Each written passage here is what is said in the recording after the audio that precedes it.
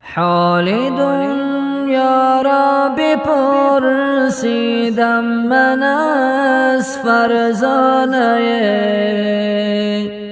گفت یا آب است یا خاک است یا پروانه.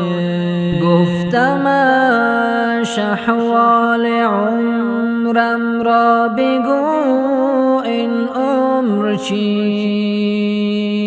گفت یا برق است یا باد است یا افسانه. گفتمش اینها که می‌بینی چرا دل بستند؟